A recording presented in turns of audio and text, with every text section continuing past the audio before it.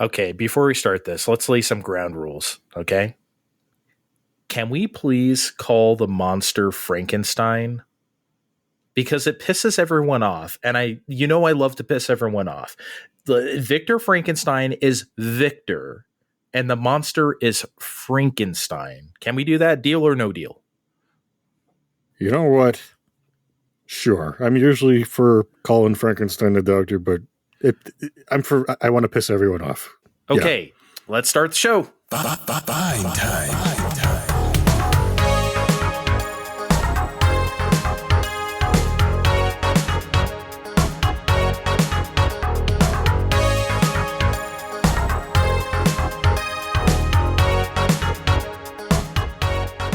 Hello, spoopy people. It's your boy Dre, and I'm back with Spoopy Steve. Robert De Niro, is that you? Friend.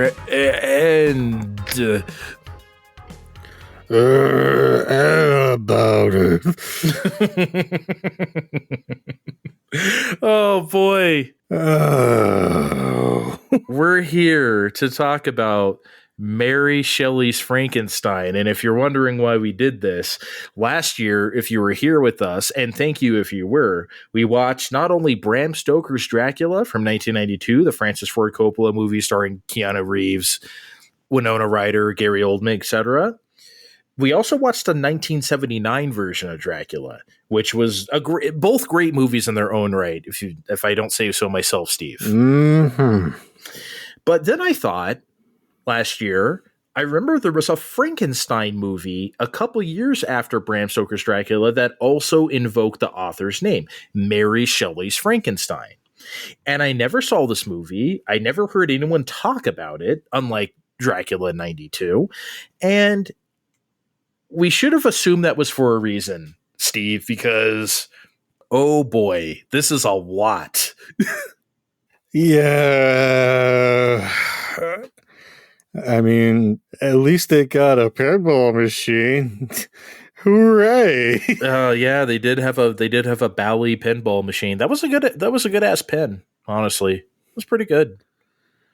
But you know, that was when we still made toys out of rated R properties, like pinball machines. There was like a SNES game. I know there was. Oh God, there was. I'm pretty sure there was. Yeah. No, I know there was because I saw it on the shelf, or I'm imagining it like I do other things at my age. But well, as we talked about before, or rather last year, we know there was a Bram Stoker's Dracula game on Sega CD. I know there was a SNES version, but that Sega CD version, oh baby. Oh, you mean the one where you got FMV Keanu Reeves on sprited backgrounds punching the fuck out of bats? Yeah. Yeah. Keanu Reeves from the movie. With his 90s hair and everything, even though it's supposed to be like 18, whatever. Oh my God. At least the movie was good. Yeah, it was. Helena Bonham Carter also had 90s hair at some points. Did you notice that? Especially when she was there, like playing the harpsichord, trying to get his attention. That was some 90s ass hair. It was. Anyway, let's do a little information here before we get into the Frankenstein. So yeah, directed and starring Kenneth Branagh. I don't think I've actually... Let's decide right now. Let's say Branagh. All right, Branagh, who at this point in history was very well steeped in a Shakespearean background. He would be adapting any number of plays to the screen. Can you tell from this movie? To, success, comparative success. And he had some other small directorial roles. And somebody, Francis Ford Coppola, decided to hand this guy the keys to what would be referred to as a spiritual follow-up to the big fucking success, Bram Stoker's Dracula. I'm already doing... I can't stop. I can't help it. No, we have to say Bram Stoker's. You got to say Bram Stoker's. Bram Stoker's Dracula. What could possibly go wrong, Andre? Here you go. Make a Frankenstein. Have fun. But Coppola got pissed at him over this movie because Coppola wanted him to cut the first half an hour of Mary Shelley's Frankenstein, and Kenneth Branagh didn't. So Coppola just sort of washed his hands of the whole thing. Okay, do whatever the fuck you want. But honestly, Branagh was right not to. He shouldn't have cut that stuff. You need all that ridiculous setup, as rushed and wild as it is. You need that shit. I wasn't bored watching that stuff. It's not good. It was baffling, but I definitely was not bored at any point. I wouldn't say I was bored either, but I don't think the audience was too thrilled because at $45 million budget, it only grossed $22 million in the US and Canada. Yeesh, that's bad. That's really bad. 112 million worldwide markets. Hooray! You know, I guess it was saved overseas. I'm sure it did better in the UK than here, since this is almost exclusively an English cast outside of De Niro. What? I mean, it's true. I mean, no, I know, but it's like we're looking at the cast. It's like Robert De Niro as the monster. It's so bad. It's not his fault, of course, but it's so bad. It's so bad. And despite all of our snickering, you go around online and read about it all this time later. It's widely considered the most accurate adaptation of the book. Is it good? Does that mean it's any good? I mean, look, this is alleged of Bram Stoker's Dracula as well, right? That it's the most faithful adaptation of the book. But as we well know, those were the worst parts of that movie. Remember, like, the blue flame that, like, happens when, like, Keanu Reeves comes up to the castle? It's like, that wasn't explained at all. Because that's just something that happens in the book. Or, like, when Gary Oldman just starts, like, walking on the walls outside because no reason, and that's not explained. Like, I understand, like, maybe if you know the book, you understand those things, but those were the most incoherent things about it. Everything is incoherent in Mary Shelley's Frankenstein, the 1994 movie. Does that mean we have to actually start talking about the movie now? I fucking guess, man. Oh, Jesus Christ. Who wants? I guess you start. You set us on the path to destruction. Because you remember how Bram Stoker's Dracula was very insistent on practical effects so fucking much that the opening was shot using literal paintings for backdrops? Yep. Not so much fun with that here. It's very faithful to the book in that we start with Robert Walton's expedition to the North Pole, where a guy just falls overboard with no real emotion or anything. He just slips under the white sheet. Like, it stops short of him pulling it over it himself. Like, well, I guess he's dead. Were we supposed to feel bad about that? I don't know. It just feels cheap. Like, you gave a college kid too much money to film what was supposed to look good here, and none of it worked. The volume mixing is all over the place too, and I'm going to get into that later. But you know, I think I have to disagree up front with you. I actually did like this intro on the boat. It was weird, and it was over the top, but kind of cool. And it was loud, as you said, with the mixing, but little did I know the entire movie would be weird and over the top and loud. Like, it was setting the tone early. I just thought it was like a crazy intro. But honestly, I didn't mind the boat part. Because eventually they get off the boat, and somewhere in the mumble acting, they find Victor Frankenstein, like the book. And I promise I'll stop talking like the book. But I'll never stop talking about the mumbling whatever, because I had to turn on the subtitles, Andre, for a movie I'm watching in English while I got the volume cranked up already. I am not happy. You really couldn't understand them? I had a hard time hearing it over other noises and things. Okay. Especially when they're like, I have to tell a tale. Like, they got all they have, like, you know what would be fun? Final Fantasy VI has this fun wind sound effect. Let's just layer that on top of itself 6 times while these guys are trying to talk. Are you sure you weren't watching in, like, Dolby 5.1 by accident or something? Or, like, I think I'd know if I had that kind of equipment in my house, Andre. Yeah, but it doesn't matter though. If you turn on that sound channel, it's going to sound like shit because obviously, like, the mixing is going to be bad if you're just listening out of your TV. No, I just had English. I guess this is another confession I should make. Usually I borrow the DVD from my local public library because I'm a taxpayer, and if I don't have it, if I can't easily stream it, I'd rather avoid the rental. It kept jumping from scene to scene so much that I thought there was a problem with the DVD. So I'm like, well, fuck it. I'm gonna go rent it on Amazon for $4. I'm like, no, the movie was just shot this way. Are you serious? This is just how the movie sounds. You thought something was wrong with the DVD because of the way the movie was edited? Yes, because it wouldn't be the first time I borrowed something from the library and we skipped ahead 20 minutes because another patron decided to play frisbee with it before bringing it back. That's just such an unbelievable indictment on the movie, though. You thought the disc was broken. I did. That is incredibly funny. That's amazing. Anyway, you're telling me you couldn't make out all the bizarre dialogue of, did you say mutiny? Yes, I did, sir.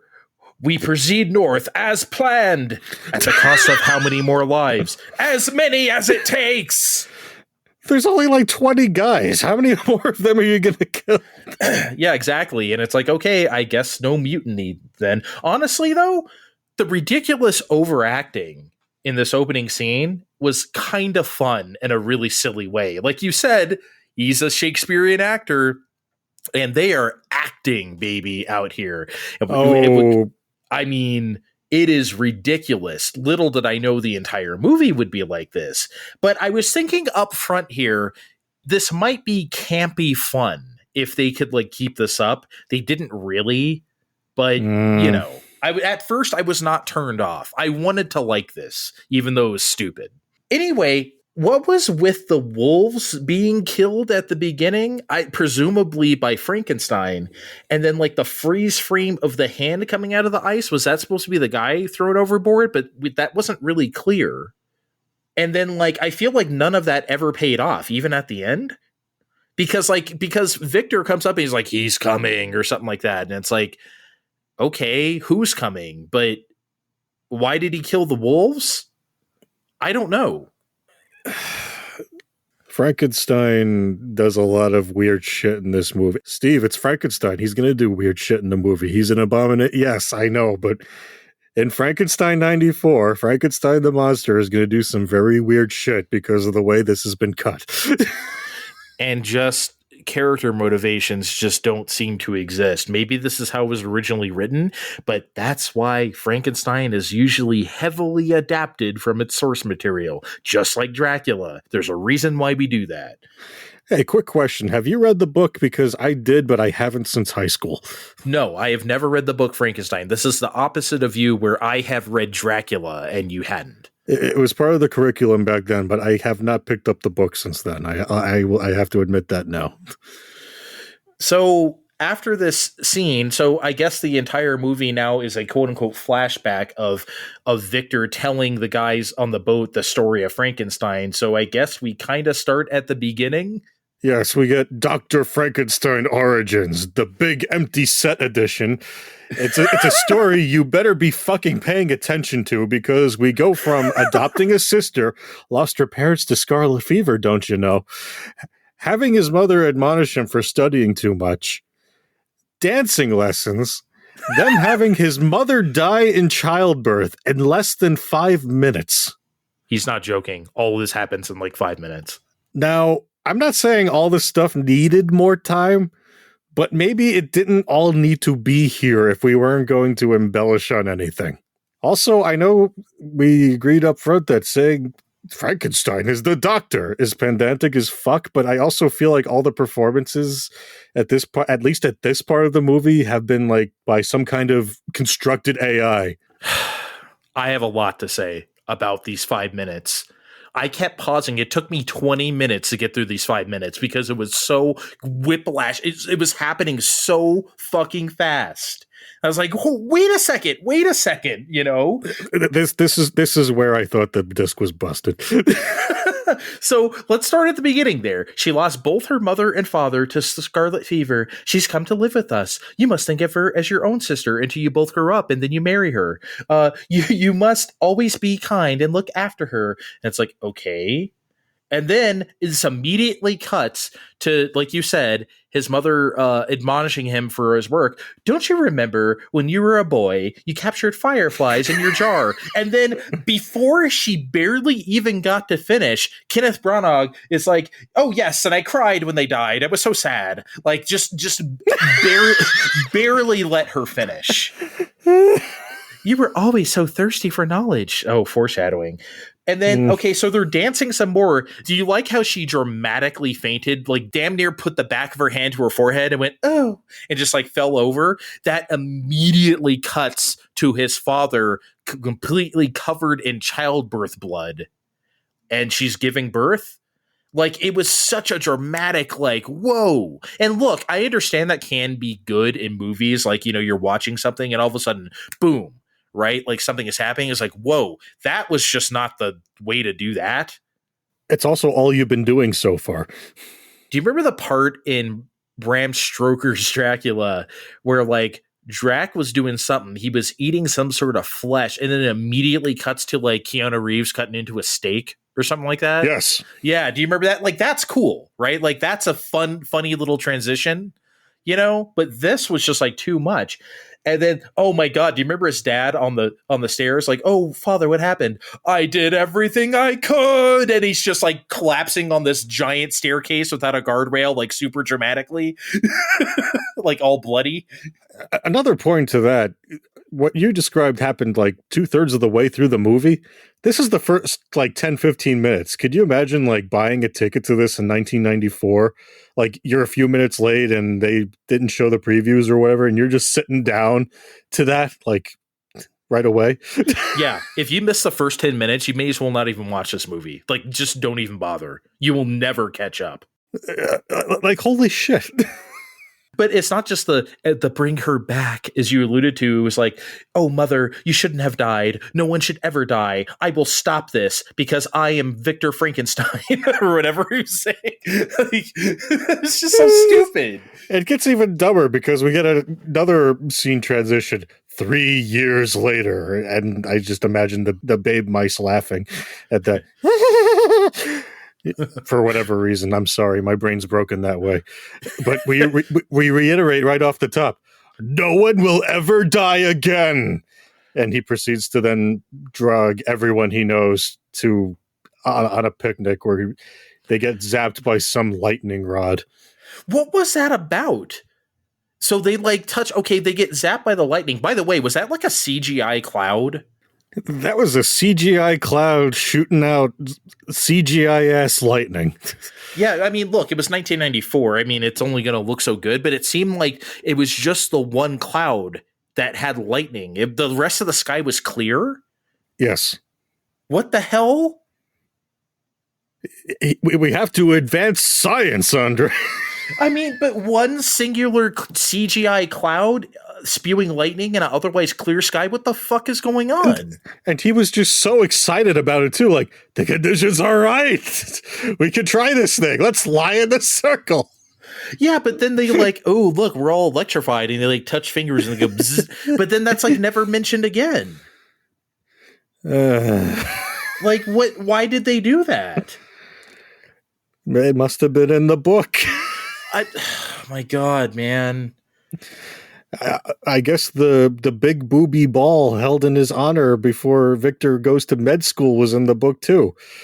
And I'll be honest, I guess this would have been a little titillating if I walked in it on 1994, but Sadie's frosty bits this ain't, Andre. Oh, wow. Good callback to last year. If anyone's heard that. It was around last Halloween. But, you know, how do brothers and sisters normally say goodbye, Steve? I don't know, Helena Bonham Carter. Marry me. Okay. Yep. But the supposed brother and sister started kissing. Now look, anyone could say what they want, like they're not real brother and sister. I don't fucking care, man. You were raised that way. You're raised up together. You're the same age. I'm sorry, that's your sister. I don't give a shit. Like, no, thank you. I understand this was like 1794 or whatever in Switzerland, but give me a fucking break. No, thanks. There's some parts of the book we could just gloss over if we wanted to. I mean, did we need to see the next scene where he's moving into his apartment in England? Okay, lady, I got a lot of crazy crap headed to this apartment in the loft. You don't mind, do you? Oh, no, it's fine. And then we get the big swooping view of the attic, like, yes, this will be great. I'm totally not going to build a Frankenstein later. That was a big ass apartment. I bet he paid like 2 pence a month or something. Holy shit, really breaking the bank there, I bet. Yeah. I bet it had its own outhouse and everything. What luxury. Okay. Once they get to this apartment, this college or whatever, that's when the movie becomes truly incoherent. It was already incoherent, but it goes off the rails. Do you like how when he was in that one class, it was like, he's talking about like bringing people back to life because that's not creepy. And then the guy was like, Mr. Frankenstein, I warn you that what you are saying is not only illegal, but immoral. And he just yells, rubbish! And he just leaves the room. It's like, okay, I guess that's the end of that conversation. I mean, to be honest, I was still hanging on the first class he was at where he was trying to propose other theories. He's like, oh, you must be Swiss. Like, what the fuck? That was weird. White racism is real. No, just kidding. But like, holy shit. What the hell was that about? That was really strange. And it never really did pay off. It was strange. But you're right. They later on, they eventually do find somebody that helps them. I was like, yeah, I'll help you be I'll help you be the Victor Frankenstein. Pull this monkey arms finger. Come on, it'll be funny. Oh my god, just so incoherent, man. Like I said, I'm not having a bad time at this point or any other point. It's not good, but I don't actually hate it. Like, okay, let's take a break and talk about that. Usually we say how we feel up front so we can set the tone of this, but like we didn't really. Do you want to say a little bit, like just basic bitch impressions? No, it's not good, but did you hate this? Because I really didn't hate this. I didn't hate it, but I can't tell you it's good. Like if you come up to me at Fine Time Con and you're like, so was Frankenstein 94 good? I'm not going to tell you it was good. I mean, it's not good, but it's kind of fascinating. I just feel like a lot of people would see this and like, this is total trash. I'm like, I don't think it is. It's just put together so weird. I'm actually very entertained by the full throttle madness of it. Like, let's talk about John Cleese as that professor, right? Who didn't even look like John Cleese, because I looked this up and apparently they thought if people just saw John Cleese as a professor, they thought he would just be too goofy or something. Because I guess when you see John Cleese, you just start laughing immediately, apparently, which I don't think that would have happened. But I guess they found a need to de-Cleese him. I don't know. They did, because they gave him like weird teeth and like a chin. Yeah.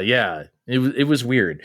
But he was like really good in that role. Like maybe not like, it wasn't Anthony Hopkins as Van Helsing, mind you, but like he was truly great on screen here. He was the perfect guy to throw in that middle of that chaos. It's too bad he dies like 2 seconds later. How does he die, Andre? Because, okay, so Victor is begging to see his notes because he like almost figured out how to make a Frankenstein. And John Cleese is like, no, I will never do that because it resulted in an abomination. And then After he says the word abomination, it immediately cuts to a scene of chaos in the city and people running everywhere. So you think, oh, we're about to see whatever abomination he's talking about. No, we're not. This is just the next scene. Cholera has came to town and people are panicking, and he's administering vaccines by law. And this guy doesn't want to take one, and he stabs John Cleese to death instead of taking the vaccine. Boy, that feels true to life right now, doesn't it? It really fucking does. God damn. But besides that, no, we never see the abomination. Like, didn't you think the same thing? Because, like, right when they hard cut to the chaos, it's like, okay, we're going to see whatever abomination he's talking about. No, it's just... Yeah, what else was I really going to expect after you said, I made an abomination? Like, okay, we're going to see some kind of badger running around town with bat wings or some shit. I don't know. But yeah, it was just like insane. And then he gets stabbed to death. And then Kenneth Branagh, aka Victor Frankenstein, is just over his dead body with like half his organs on a table. This shouldn't happen. It need not happen. And he dramatically knocks over the table of organs. And that's it. That's the last we see of John Cleese. It's like, okay, what the fuck is this movie, Steve? I figured at this point, they figured we spent too much time in England at this point because we were back to the Swiss manor where Helena Bonham Carter is talking to her lady servant, and she's all, Helena Bonham Carter, you must go find your man this instant. Fuck cholera. And then we switch right back to Victor, who's starting to go shopping for parts.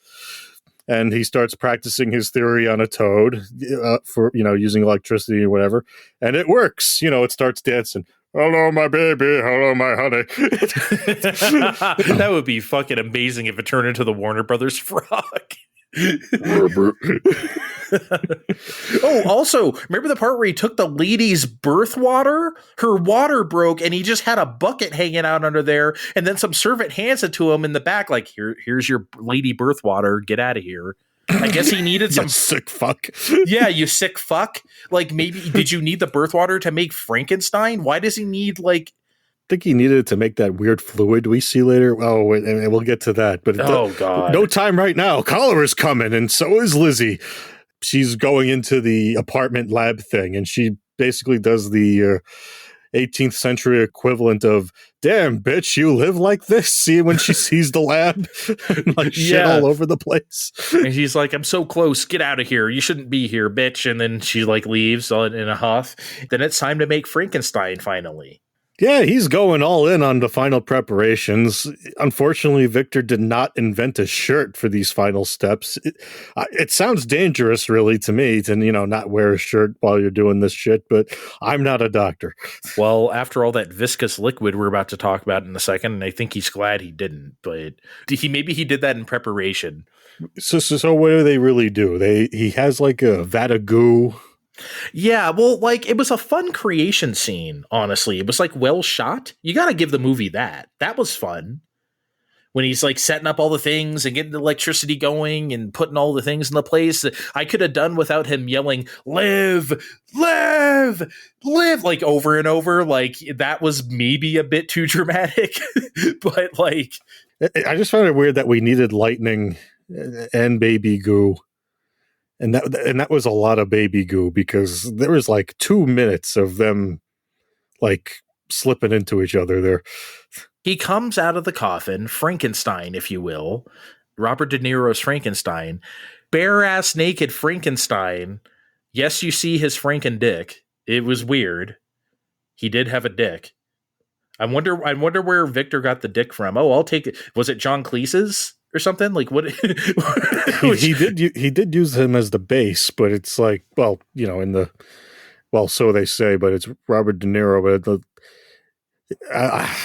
it's not worth thinking about. He's suddenly having second thoughts. I guess wrestling with a guy in goo for 2 minutes will do that to a guy. Well, hold on, because like he gets caught up in those chains. He gets caught up in the chains, right? Because they're kind of wrestling with each other. And by the way, them falling down over and over in that viscous liquid, that was like comical. I don't know if that was supposed to be funny, but like it was really funny. Did he keep every single shot of those takes? Have, because Because I couldn't imagine it otherwise. Like, I could imagine like another editor sitting there like, we could cut at least 30 seconds of this out. No, all of this stays. Yeah, we only cut as much as we need to get down to a rated R. And that's it. Which, I mean, they kept it all. Apparently, I looked this up. There is a work print that was slapped with the NC-17. They had to cut some violence, though. They didn't have to cut any of the nudity to get down to a rated R. So the MPAA was okay with all the Franken ass and dick. Franken ass. That's a new one. I mean, it was ridiculous. So I think he gets caught up in those chains. He gets hit over the head with something, and then Frankenstein is gone. So I think Victor assumes that he just flew the coop, okay, or he died, or I don't know what happened. He just ran away. Hey, I'm hanging on the wall over here. That's what Robert De Niro is saying. I don't know. I know Victor's like, oh God, maybe I shouldn't have used convicts and shit to build this thing. Yep. But then before he escaped, there was that short scene where it's like they zoomed in. They came face to face because they zoomed in on Robert De Niro's Frankenface, and then it zooms right in on Victor's mouth going, no! It zooms right into his mouth. And that's when I flipped on this movie. Like, okay, this is entertaining. It is. I cannot sit here and lie and say I'm not enjoying watching this, because I am. Again, it's not good, but it's batshit insane. It was aggressively stupid. No, it was aggressively stupid. It's just that, I don't know. I guess after the expectation set up by Stoker's Dracula, I'm not going to stop. I figured, I don't know, a bit more subtlety, but I guess it just wasn't meant to be. Nothing about this movie was subtle from like the very first shot. Nothing. He thinks this is a loud Shakespearean play of the 90s. Loud is right. We need a break, though. We usually don't take a break on movie podcasts, but I'm going to now because we need to take some deep breaths before we talk about Robert De Niro as Frankenstein. There's one of them now. We'll be right back. Fine time, fine time, fine time.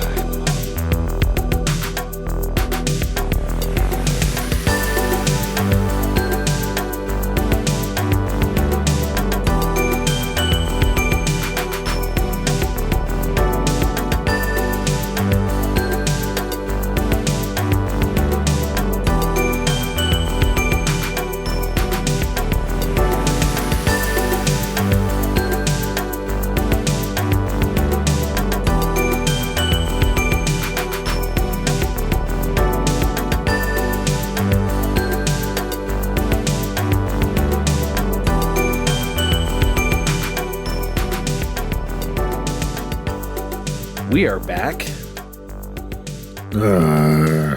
We have drinking some viscous liquid out of a death coffin, a life coffin.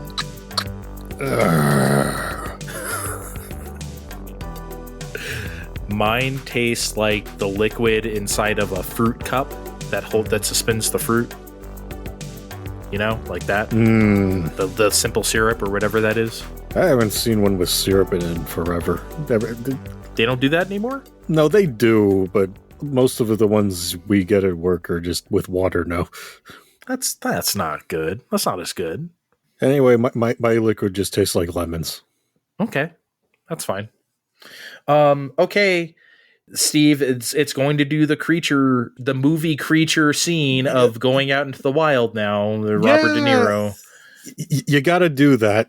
Although it's kind of weird, they like dropped off in the middle of town with a cloak on already.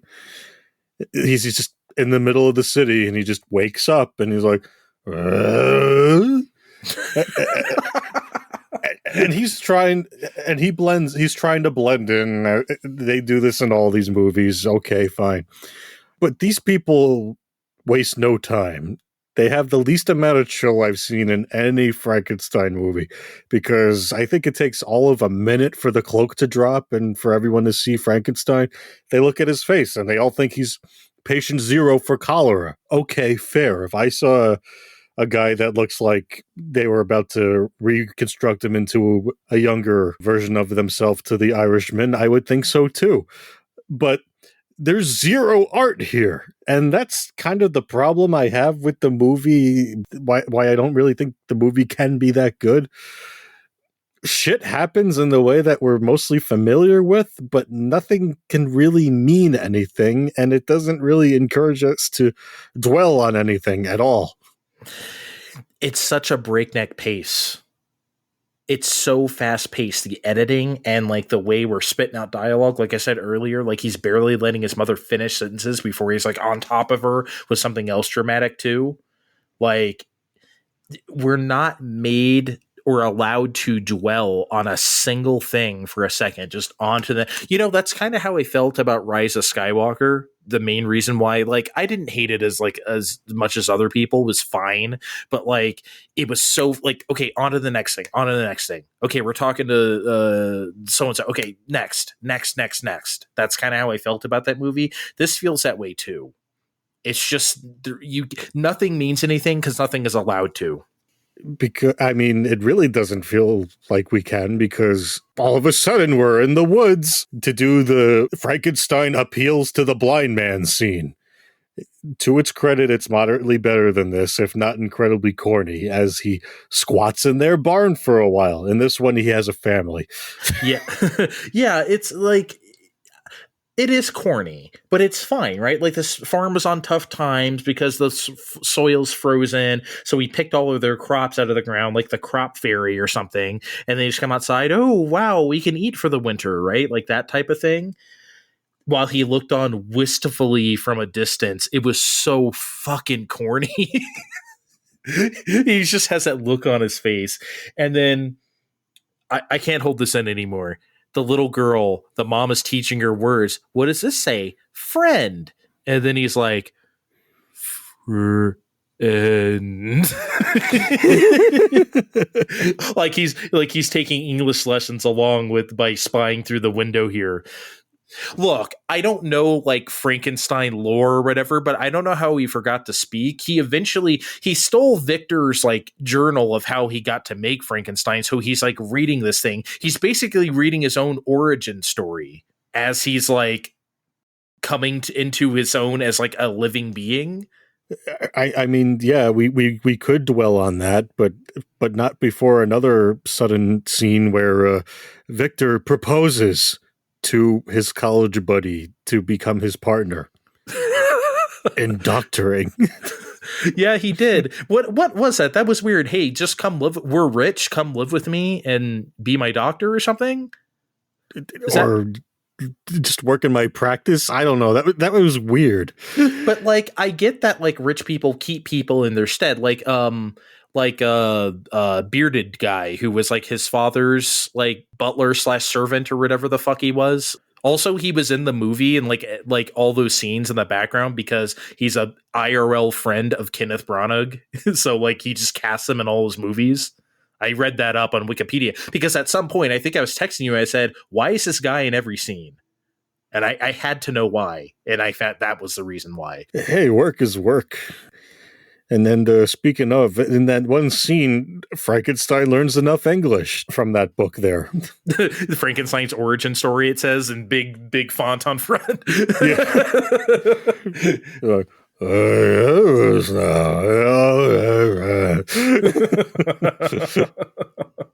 There's when he was talking to the blind man playing the flute, he's like, oh, come here, I know someone's here, and then they just have like the worst conversation of all time because he's blind, so the blind man touches his face and it's like, oh, you poor man, something must happen to you.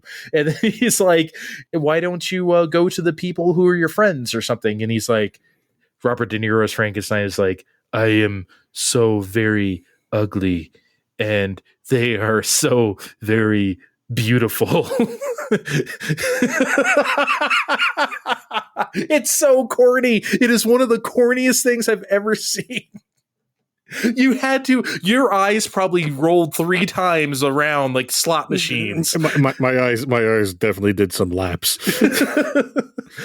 But we are brought back to reality as the landlord that was being insinuated about comes by for rent. And Frankenstein says, fuck landlords, by cramming one through a roof. He kills him. He just kills him. He just shoves him through the straw shaft. And he's dead. Yeah.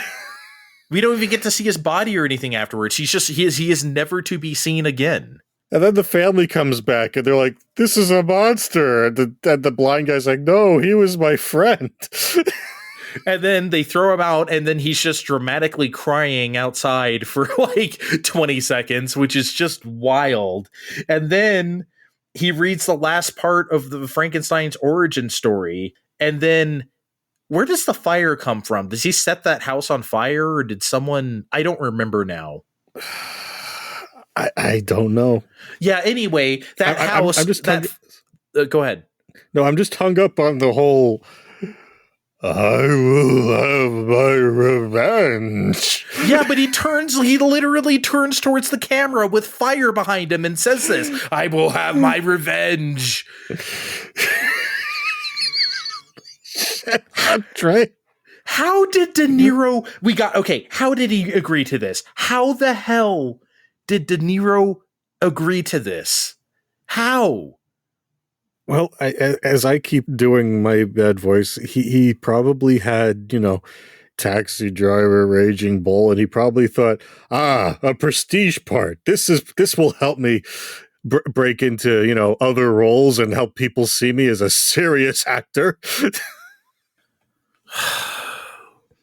It's just unbelievable, man. Oh, by the way, at like 2 seconds after Frankenstein flies the coop and like Victor's there by himself, Elizabeth, aka Helena Bonham Carter, comes back, and then they reunite in ridiculously dramatic fashion. Like soap operas aren't even that dramatic, Steve. I don't know. I barely know what I'm watching at this point. So they finally go back home. Him, the doctor, and Helena Bonham Carter makes 3. They finally go back to the mansion in Geneva. Yeah, but Frankenstein is also trudging across the snowfield and is suddenly back at the Frankenstein Manor, where wedding preparations are already underway. And they have the other usual flute scene that happens where... he has a flute. We don't know where he got it. And he starts playing something real sad. And we're all supposed to be at home going, oh no, he's got a soul after all. Nobody edited this shit under.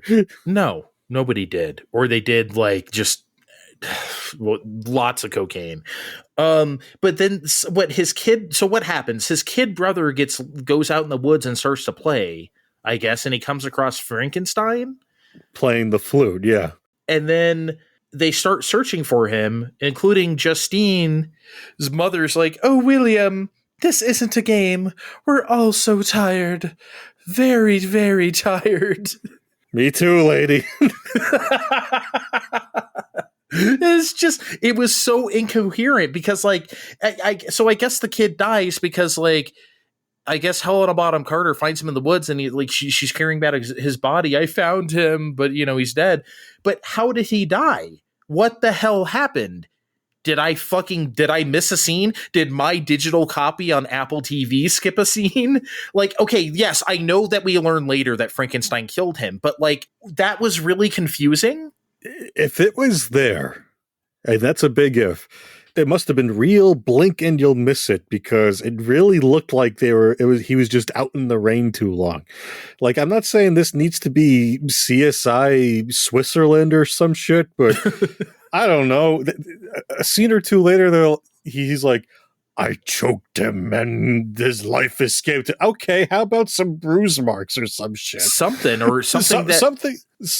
that doesn't say, oh no, I fell asleep in the rain, and because it's the 1700s, that's a death sentence.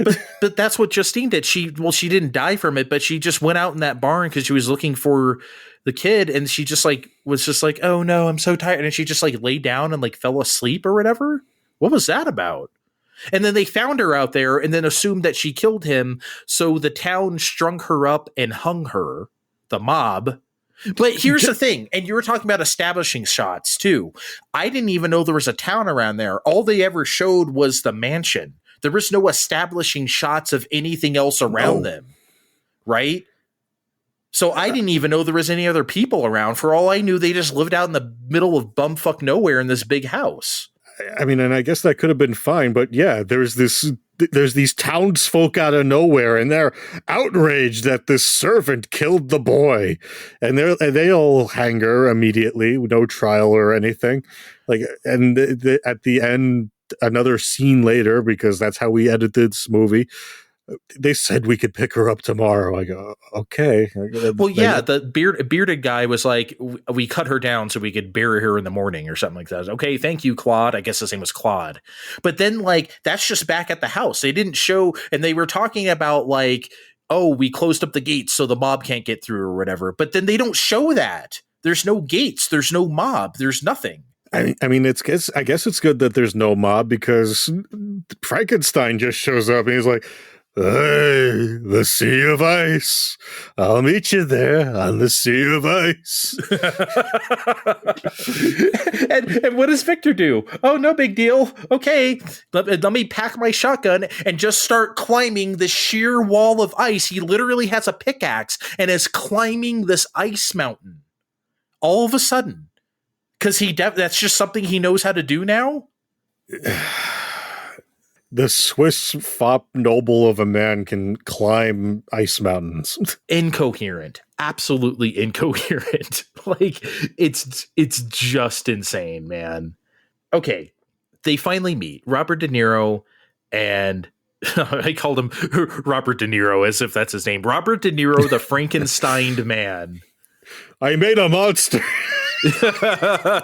And Victor are just sitting there in this ice cave talking. I guess they're not cold or anything. I don't know why this ice cave is just whatever. It's totally fine temperature for the both of them. And then Frankenstein starts making moral judgments towards Victor, because he was talking about, oh, you brought me back to life. That was wrong to do. And then, I killed your kid brother. I like you said, he was talking about savoring it. I crushed the life out of him and blah, blah, blah. Now 2 people are dead because of us. Why? I don't fucking know, Frankenstein. You tell me. You're the one who killed a child, even though you were just a forest spirit 20 minutes ago playing the goddamn flute and helping people with their crops like a Dudley fucking do-right. But now you're out here making moral judgments towards Victor because you killed his kid brother. Like, I don't know, like, you could have just killed Victor at any time you wanted to, including right now in this ice cave. But you'd rather just be morally superior, Frankenstein? Like, I don't know. He thinks it's a good time to be, real philosophical too. He starts getting real concerned about the nature of himself. Is he really alive? What happens if we really wanted to reconstruct some kind of Irishman? I'll stop. I'll swear. I hate that movie. I've never seen, and I'm not gonna. Don't. Oh, by the way, I like how they didn't even try to make Robert De Niro do a British accent. Like I said, he's the only American in this movie, and they just did not bother. It's like the Arnold Schwarzenegger thing. It's like, he's just going to sound Austrian. Deal with it. Like, well, he's a monster. He can't sound British. But I'm sure he was made from all Swiss or European parts, right? I don't know. And you add that all together and you get an American. Okay. So Steve, and I'm going to try my best not to laugh too much during this, even though I'm going to fail. Frankenstein delivers his terms of engagement here. Yeah. Why was he called out to cold as fuck mountain in the North Pole or wherever we're at this point? He wants pussy. There's something I want. A companion. A female. Someone like me, so she won't hate me. I have love in me, the likes of which you can scarcely imagine. Oh, I bet you do. Don't we all?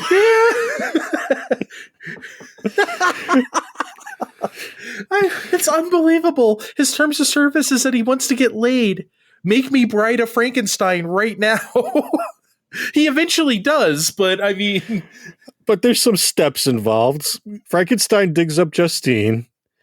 Meanwhile, Victor's plans for this wedding are dramatically falling apart, which would probably mean something if we actually stayed on a scene for more than a minute. Oh, I do want to say something, though. That part where, like, Helena Bonham Carter is going to leave, and he's like, no, don't leave me because, blah, blah, blah. Why should I stay? I'm going to go anyway if you don't tell me what's going on. So you may as well just tell me. That was like the only scene in the movie that felt the appropriate pace. It was slow. It was fine. Dialogue is given time to breathe and absorb. Oh, yeah, I agree. Because, they get married. And you know what happens like immediately after they get married? Frankenstein kills his dad off screen. Did he kill him? Yes.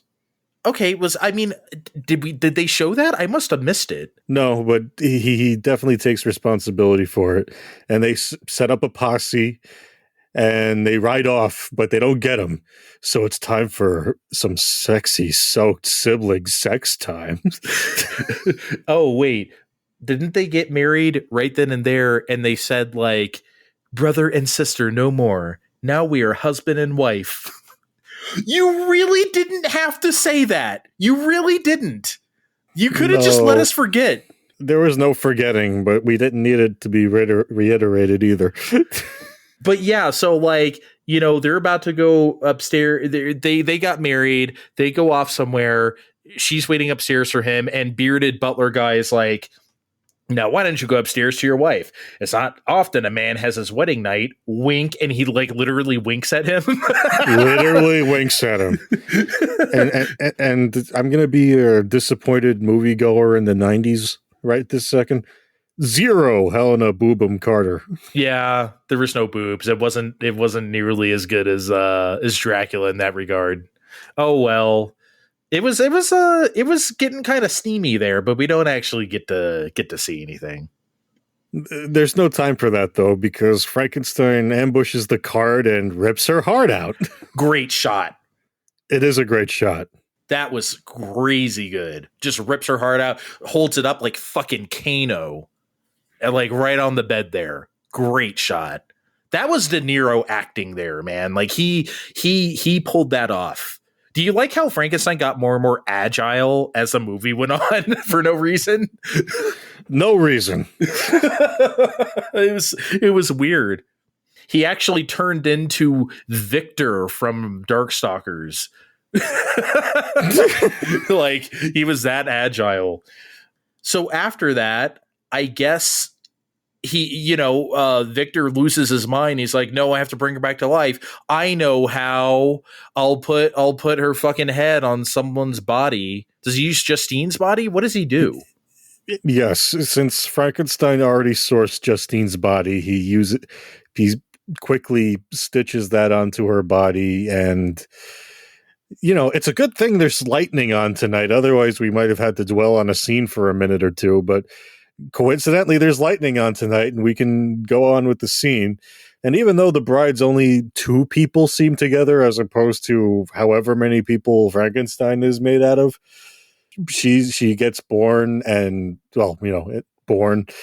She can't comprehend her own existence, considering she just died a few minutes ago.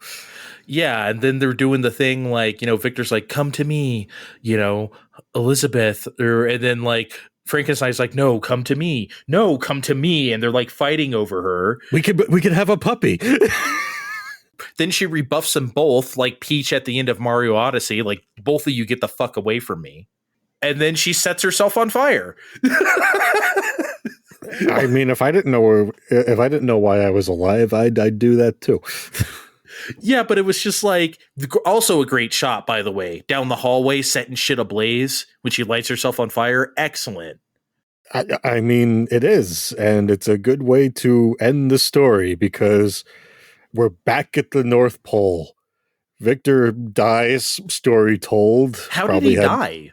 He probably had pneumonia from walking around the North Pole with no coat on. But they didn't like... You gotta say something though. Like that, you can't just like, oh, I told the story of Frankenstein, I'm going to die now.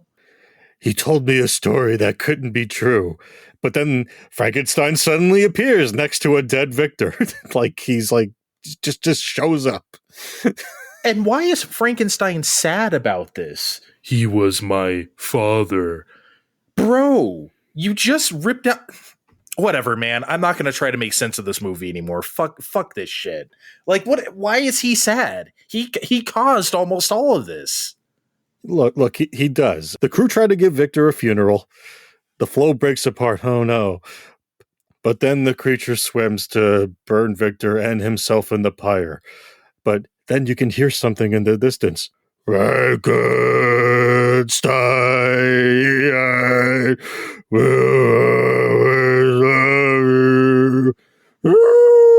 Okay, I've had enough. I've had enough. I've had enough. That's it. That's the end of the movie. Trash ending.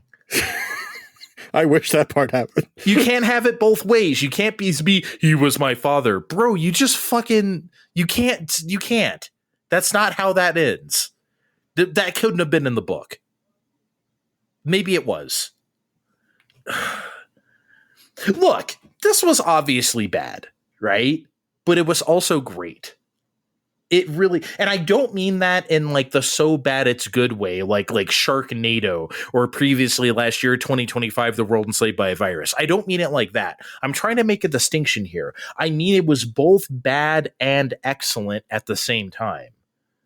There was awful things, but there was like also great things. And I can't rightfully recommend anyone actually watch this, but I want it to be known that this had some great ideas and I liked them. Too bad it might be the most schizophrenically edited and overacted movie I have maybe ever seen, but I didn't hate this, Steve. I didn't. You know how I'd recommend actually watching this? Well, not really watching this. Background noise. You have your Halloween party, you put this on. Nothing stays on screen for a few minutes, so it's not like you need to be engaged with it the whole time. So the odds of guests getting stuck on the 2 minutes of man on creature goop fight are really low.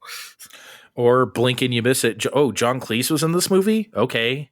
I guess I was like having some deviled eggs and getting some ham, cheese, and crackers. Oops. I missed it. Yeah. And speaking of, Andre, I didn't imagine the editing. We didn't imagine the editing as a group because Frank Darabont, one of the writers for the film, who did a second draft, called it, quote, the best script I ever wrote and the worst movie I'd ever seen. Mm-hmm. Read it all. I want to hear the whole thing. Go for it. Going on to say, there's a weird doppelganger effect when I watch the movie. It's kind of like the movie I wrote, but not at all like the movie I wrote. It has no patience for subtlety. It has no patience for quiet moments. It has no patience, period. It's big and loud and blunt and rephrased by the director at every possible turn. Cumulatively, the effect was a totally different movie. I don't know why Branagh needed to make this big, loud film. The material was subtle. Shelley's book was way out there in a lot of ways, but it's also very subtle. I don't know why it had to be this operatic attempt at filmmaking. Shelley's book is not operatic. It whispers at you a lot. This movie was a bad one. That was my Waterloo.